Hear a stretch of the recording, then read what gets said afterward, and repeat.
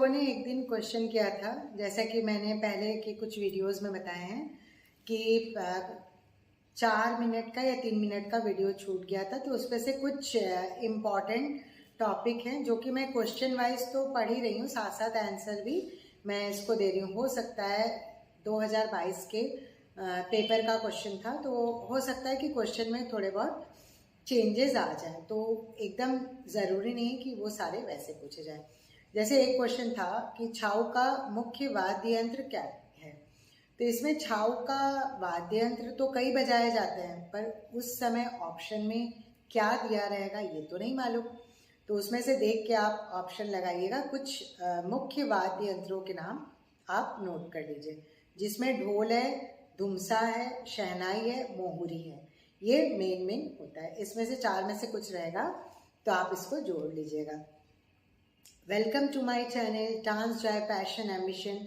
मैं मीनाक्षी, आप सबका स्वागत है। आज के वीडियो में कुछ खास होने वाला है। फिर से वही बात कि सिलेबस को लेके हम चलेंगे और इसमें एक एक टॉपिक को उठाएंगे जिनमें सबसे ज़्यादा परेशानी होती है, उन टॉपिक्स को हम इसमें शेयर करेंगे। और इस बार के वीडियो को मैं कुछ अलग बनाने के लिए मैं आपको कुछ डांस के बारे में कुछ वीडियो दिखाऊंगी, कुछ फिल्म इंडस्ट्री में जो क्लासिकल डांस से रिलेटेड फिल्म होती थी, मतलब बेस्ड, जैसे ज़्यादातर पूछा जाता है कि बिरजू महाराज द्वारा निर्देशित फिल्मों के नाम, या वी शांताराम जी जो कि प्रमुख क्लासिकल डांसर माने जाते हैं, साथ ही साथ उन्होंने कई पिक्चरों में अपना कंट्रीब्यूशन दिया है एज अ कोरियोग्राफर और डांस डायरेक्टर। अब उदय शंकर जी की बात हो रही है तो उन्हें डांस पायोनियर के नाम से जाना जाता है, इसे मैंने पहले भी बताया है। तो उदय शंकर जी के डांस स्टाइल को हाई डांस के नाम से जाना जाता है, जो कि क्लासिकल और ये जो कॉन्टेम्प्ररी डांस है, इसके साथ साथ कुछ मॉडर्न डांस को मिला के एक नया डांस स्टाइल तैयार किया गया है, जिसे हाई डांस कहा जाता है। और कॉन्टेम्प्ररी भी आप इसे मान सकते हैं, जिसमें कुछ बीट्स ऐसे होते हैं जो काफ़ी फास्ट होते हैं, कुछ स्लो, मतलब स्लो मोशन में भी कुछ बीट्स आपको देखने में मिलेंगे। साथ ही साथ इसमें अभिनय बहुत इम्पॉर्टेंट होता है। ड्रेस, कॉस्ट्यूम, ज्वेलरी की बात हो रही है, वो भी काफ़ी इम्पॉर्टेंट है। और इनके डांस में आपको वेस्टर्न डांस और इंडियन क्लासिकल डांस दोनों की झलक देखने के लिए मिलेगी, देखने को अक्सर मिलती है। उसका कारण यह है कि उदय शंकर जी ने एना पावलोका के साथ काफ़ी सालों तक काम किया है, तो दोनों ने एक दूसरे के डांस के कल्चर को काफ़ी अच्छे से एडॉप्ट किया। अब दूसरे क्वेश्चन पे आ जाते हैं। कुटियाट्टम इसका संस्कृत नाटकीय अभ्यास है, तो इसका आंसर होगा केरल। किसका नहीं पूछा है, क्वेश्चन में पूछा है इसका संस्कृत नाटकीय अभ्यास है, क्वेश्चन में ट्विस्ट है। सात्विक क्या है, बस एकदम छोटा सा क्वेश्चन। सात्विक एक भाव है। बीजिंग ओपेरा की स्थापना निम्नलिखित में से कहाँ हुई? चीन। निम्नलिखित में से कौन सी एक सत्यजीत रे की फिल्म है? तो उसमें 4 ऑप्शंस दिए हुए थे। पौथिर पांचाली उनकी एक फेमस फिल्म है। देवदास के लेखक कौन है? शरद चंद्र चट्टोपाध्याय। महाभारत में कुंती के पुत्र कर्ण को निम्नलिखित में से किस नाम से जाना जाता है? तो उसमें एक ऑप्शन दिया हुआ था जिसे आप टिक करेंगे, पर मैंने यहाँ पे जो नाम है उसे मैंने नोट किया है, जैसे राधे, कौंते, बर्बरी और अंगज। निम्नलिखित में से उस कवि का नाम बताइए जिसने सर्वाधिक प्राचीन तमिल महाकाव्य शिलापदिकर्म की रचना की है। तो इसके बारे में मैं 3 वीडियो में शेयर कर चुकी हूँ। Elango आदिकल। Folk dance of Bengal के लेखक कौन है? तो गुरुसे डे दत्त जी का नाम आता है। इसके अलावा बहुत सारे क्वेश्चन और भी रहे, बस जो छूटा हुआ था वो हम आपके साथ शेयर कर रहे हैं। अब हम लोग चले आते हैं आपके सिलेबस के ऊपर। तो ये हो गया आपका कॉन्सेप्ट क्लियर कि किस तरह के क्वेश्चन पूछे जाते हैं, क्योंकि खाली क्वेश्चन पेपर सॉल्व मत करिएगा, पूरा पूरा टॉपिक जरूर देखिएगा, क्योंकि टॉपिक में से छोटे छोटे क्वेश्चन निकलेंगे। जैसे रस थ्योरी है और नाट्य शास्त्र है, तो कोई भी नेट का एग्ज़ाम इन दोनों के बगैर तो कंप्लीट हो ही नहीं सकता है। नाट्य शास्त्र के बारे में, हर चैप्टर के बारे में पूछा जाएगा।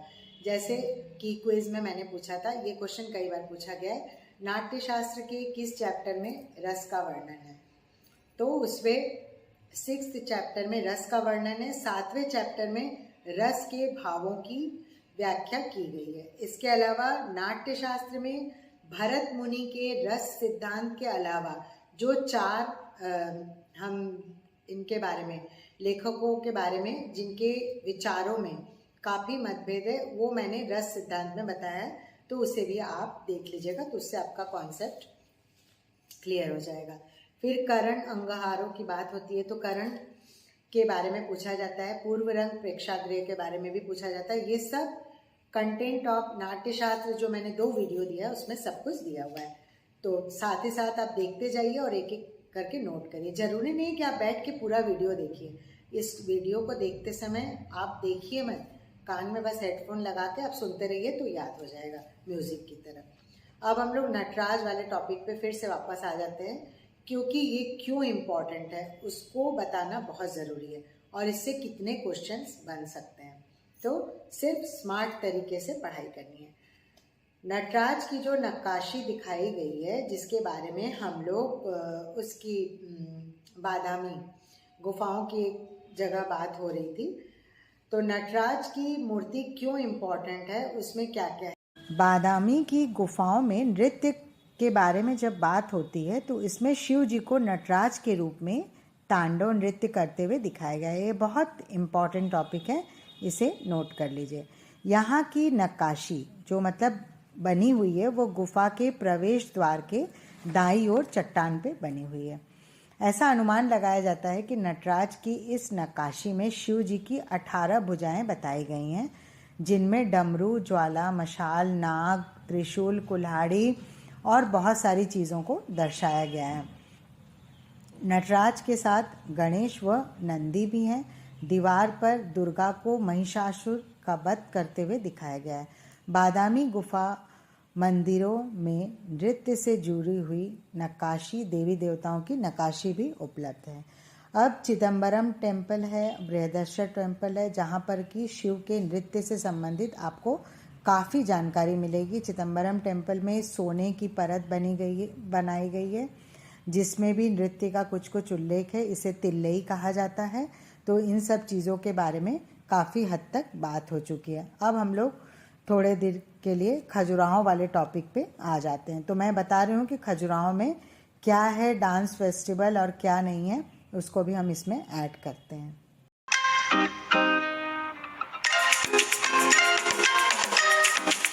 Renowned dance festival of India, जिसमें फोक, क्लासिकल और म्यूजिक फेस्टिवल की बात होती है। नेट के एग्जाम्स में ये सारी चीज़ें बहुत पूछी जाती हैं, तो शॉर्ट में मैं ये बता रही हूँ, इसे आप चित्र के साथ देखकर समझने की कोशिश करिए, जिनमें कि हम आपको इसको इजी वे में बताने की कोशिश कर रहे हैं। खजुराहो नृत्य महोत्सव के 50 वर्ष 2022 में पूरे हो चुके हैं और इस बार जब 2022-23 की बात हो रही है तो 22 फरवरी को इसमें 1484 कलाकारों ने कथक एक साथ प्रदर्शन करते हुए विश्व रिकॉर्ड बनाया। गिनीज रिकॉर्ड में कथक कुंभ का नाम इसे दिया गया। खजुराहो नृत्य महोत्सव की शुरुआत का समय माना जाता है 1975 में और इसका आयोजन उस्ताद अलाउद्दीन खां संगीत कला अकादमी द्वारा प्रतिवर्ष ये फरवरी मंथ में इसका आयोजन किया जाता है। इसमें सभी प्रकार के शास्त्रीय नृत्य और फोकलोर थिएटर ये सब आयोजित किए जाते हैं। इसके बाद आप चले आते हैं, हम बाकी डांस फेस्टिवल्स के बारे में बात करते हैं, जिसमें डांस है, म्यूज़िक है, कोणार्क नृत्य महोत्सव है, उसमें भी आपको काफ़ी कुछ देखने को मिलेगा। तो वीडियो को स्किप मत करिएगा, अंत तक इसको देखते रहिए और इसमें पॉइंट्स बनाते रहिए। खजुराहो के बाद अब हम आ जाते हैं दूसरे रिनाउंड डांस और म्यूजिक फेस्टिवल के बारे में बात करते हैं, जिसमें कोणार्क डांस फेस्टिवल जो कि उड़ीसा इसके बाद निशा गांधी, ये 2 बार वर्ष में त्रिवेंद्रम में आयोजित किया जाता है। नवरात्रि, जिसके बारे में हर साल all over India, Bihu Assam का, हॉर्नबिल फेस्टिवल ये नागालैंड का, ठीक है। अब हम चले आते हैं दूसरे और कुछ नाम नोट कर लीजिए। ओणम ये केरल का है, पुष्कर फेस्टिवल राजस्थान का है, इंटरनेशनल काइट फेस्टिवल ये कि गुजरात में, जिसमें नृत्य संगीत का आयोजन किया जाता है। रण उत्सव ये गुजरात का है, जिसमें डांस म्यूजिक सब कुछ होता है। गोवा कार्निवल ये गोवा का है। लोसार फेस्टिवल ये लद्दाख का है। इसके अलावा मामल्लापुरम डांस फेस्टिवल ये स्पेशली डांस फेस्टिवल होता है जो कि तमिलनाडु का है, जिसमें सिर्फ और सिर्फ डांस को बहुत ज़्यादा महत्व दिया जाता है। इसके बाद घुंघरू महोत्सव जो कि रीवा मध्य प्रदेश में आयोजित होता है। इस दिन गुरु पूर्णिमा के दिन इसमें घुंघरू का पूजन किया जाता है। इसके दौरान नृत्य संगीत का आयोजन होता है। अब हम चले आते हैं 17 फरवरी से 27 फरवरी तक ताज महोत्सव का आयोजन किया जाता है। इसका आयोजन उत्तर प्रदेश पर्यटन विभाग द्वारा आगरा में प्रतिवर्ष आयोजित किया जाता है। ये 10 दिनों तक चलने वाला महोत्सव होता है। इसमें ये उत्तर प्रदेश पर्यटन विभाग के द्वारा सांस्कृतिक महोत्सव की झलक हमें देखने के लिए मिलती है और ये हमारे समृद्ध विरासत को दर्शाता है। तो इसमें मेन चीज़ें, और अब आप ये जान लीजिए कि इसमें क्या क्या होता है। इसमें नृत्य, संगीत, कला, शिल्प तथा व्यंजन, मतलब इसमें जो लोग अपना स्टॉल लगाते हैं खाने पीने का, उनके बीच में भी कंपटीशन होता है, और शिल्प में भी और कला में भी, और शिल्प के अंतर्गत कई चीज़ें आती हैं। अब हम जैसे कि यूजी पीजी में फेमस डांसरों के नाम पूछे जाते हैं, तो जो हमारे गुरु हैं, हर क्लासिकल डांस के गुरुओं की बात हो रही है, उनके अलावा भी कुछ नए जो मतलब समय जैसे जैसे इंडिपेंडेंस के बाद आगे बढ़ रहा है, इंडियन क्लासिकल डांस में काफ़ी चेंजेस आ रहे हैं, तो उसमें और गुरुओं और कुछ अच्छे डांसरों के नाम भी जोड़ते चले जा रहे हैं। तो ये हमारी जो विरासत है वो काफ़ी समृद्ध होती चली जा रही है। फिर भी कुछ कॉमन नाम जो हैं वो हमेशा लिए जाते हैं और हमेशा पेपर में पूछे जाते हैं। तो जो लोग पहली बार नेट का एग्ज़ाम दे रहे हैं वो थोड़ा सा ध्यान से ये चीज़ें याद रखिएगा।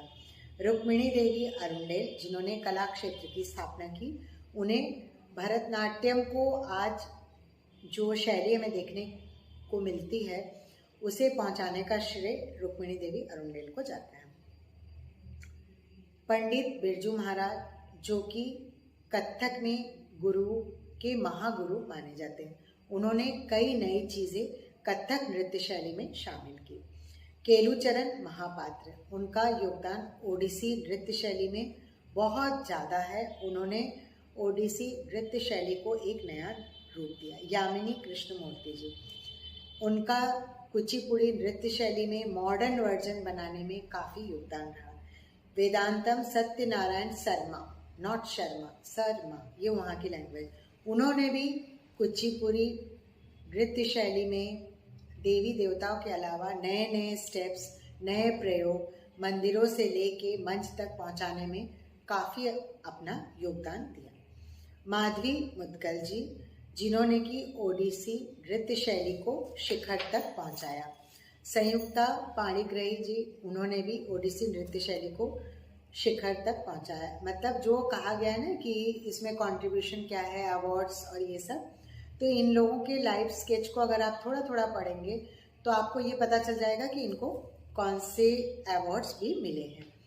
मंजू भार्गव जी, उनका भी कुचिपुड़ी नृत्य शैली में काफ़ी योगदान रहा। आदिति मंगल दास, जो कि मॉडर्न वर्जन कथक का उन्होंने सामने लेके आए, उन्होंने कई इंटरनेशनल लेवल पे शोज़ किए हैं जिसमें मॉडर्न डांस और कथक को मिला के उन्होंने काफ़ी अच्छी कोरियोग्राफी की है। इसके अलावा राजेंद्र गनगनी जी, उनका कथक में काफ़ी योगदान रहा। भारती शिवाजी, जिन्होंने मोहिनी अट्टम के लिए अपना अभूतपूर्व योगदान दिया। नीना प्रसाद जी और गोपिका वर्मा, इनका भी कंट्रीब्यूशन मोहिनी अट्टम को एक सुंदर नृत्य शैली के रूप में प्रस्तुत करना और आगे इसकी लेगेसी को चलाते रहने में इनका काफ़ी योगदान रहा। अब कमला लक्ष्मी नारायण, ये भरतनाट्यम की नृत्यांगना है। सविता शास्त्री, ये भी भरतनाट्यम की नृत्यांगना है। कुछ और मुख्य भरतनाट्यम नृत्यांगनाओं के नाम नोट कर लीजिए, जिनमें कुछ गुरु हैं और कुछ मॉडर्न डांसर हैं। ठीक है, पद्मा सुब्रमण्यम जी, अलार मेलवल्ली, सोनल मानसिंह जी, इसके अलावा अनीता रत्नम, हेमा मालिनी जी और बैजंती माला जी, उनका हिंदी सिनेमा में काफ़ी योगदान रहा। इसके अलावा साउथ में पद्मिनी और रागिनी जी, उनका भरतनाट्यम नृत्य शैली हमें पुरानी ब्लैक एंड वाइट फिल्मों में काफ़ी देखने को मिलेगा। और वी शांताराम जी के बारे में मैंने पहले भी आपको बताया है। अब हम चले आते हैं, थोड़ा सा टॉपिक को अब चेंज करते हैं। टॉपिक को चेंज करते हैं, ये तो हो गया रिनाउंड डांस फेस्टिवल। हम लोग उस दिन पहले वाले वीडियो में थोड़ा बात कर रहे थे केव्स के बारे में। तो अजंता की गुफाओं में जहाँ जहाँ डांस का उल्लेख है उसको थोड़ा सा शॉर्ट में बता देती हूँ। अजंता की गुफाओं के बारे में ये कहा जाता है कि ये भारतवर्ष के महाराष्ट्र में स्थित है। ये बहुत लोगों को पता है। अजंता की गुफाओं के बारे में ये कहा जाता है कि 19वीं शताब्दी ईसा पूर्व से लेके 480 सीई तक का समय यहाँ देखने को मिलता है। यहाँ पे रॉक कट मूर्तियाँ मिलती है, मतलब कि एक एक पत्थर को काट के उसमें पूरी कटिंग करके बनाया जाता था। इसके अलावा पेंटिंग्स प्राचीन कला के बेहतरीन उदाहरण हैं। कुछ चित्रों में हमें मुद्रा, इशारा तथा भावनाएं देखने को मिलती हैं और सभी शैलगृह बौद्ध धर्म से संबंधित है। यहाँ पे बौद्ध भिक्षुओं द्वारा निर्मित सहज भावनाओं को दर्शाया गया है। उनकी अभिव्यक्ति का माध्यम साधना था तथा मनुष्य की अभिव्यक्ति का माध्यम नृत्य था। इसे हम शॉर्ट में समझने की कोशिश करते हैं क्योंकि टिक द करेक्ट ऑप्शन वाले क्वेश्चन आएंगे। मौर्य एवं सिंधु सभ्यता के समय नृत्य के कई प्रमाण मिले। गुप्त काल को, जैसा कि मैंने पहले कई बार बताया, गोल्डन पीरियड माना जाता था डांस का, जिसमें नृत्य में उल्लास, हर्ष, साधना, तल्लीनता, आनंद, शक्ति, स्फूर्ति, ये सब देखने को मिलती है। अब अजंता की गुफाओं के बारे में जब बात होती है तो उसमें गुफा संख्या 1 में नृत्य का वर्णन है। इसके चित्र में भाव भंगिमा है, अलंकार है, परिधान है, सब कुछ बहुत सुंदर देखने को मिलता है। 16 नंबर की जो गुफा है उसमें वाकाटक काल का चित्र हमें देखने को मिलता है। इसमें एक चित्र संख्या 5 के बारे में बात की गई है जिसमें अप्सराओं का उल्लेख है, और गुफा संख्या 10 में दाएं बाएं नृत्य का उल्लेख है। गंधर्व है, अप्सरा है, इंद्र के आगे पीछे वीणा, बांसुरी, मजिरा बजाती हुई अप्सराएं दिखी हैं। और जो भरतनाट्यम में सबसे इम्पॉर्टेंट मुद्राएं हैं वो गुफा संख्या 17 में देखने को मिली, अलापद्म और कपित। इसको आप लोग नोट कर लीजिए। 26 में मारकन्या, हस्त मुद्रा, कपित, अर्धचंद्र का प्रयोग दिखा। एलोरा में ब्रह्मा, विष्णु, महेश और शक्ति का प्रतीक हमें देखने को मिला। तांडव और लास्य की झलक मिली। गुफा संख्या जो है वो 16 में नटराज की मूर्ति भी दिखी हमें। इसके अलावा चिदम्बरम मंदिर में भी हमें नृत्य की परंपरा से संबंधित काफ़ी जानकारी मिलती है। और इंद्र सभा का हमें एक वर्णन मिलता है जिसमें नृत्य के बारे में बात हुई है, जिसमें 3 ताल गुफा है, नीलकंठ है, इसके अलावा ज्योतिर्लिंग इत्यादि सब में 21वें में जो है वो रामेश्वरम का वर्णन है, तो उन्हें भी आप पढ़ सकते हैं और देख भी सकते हैं।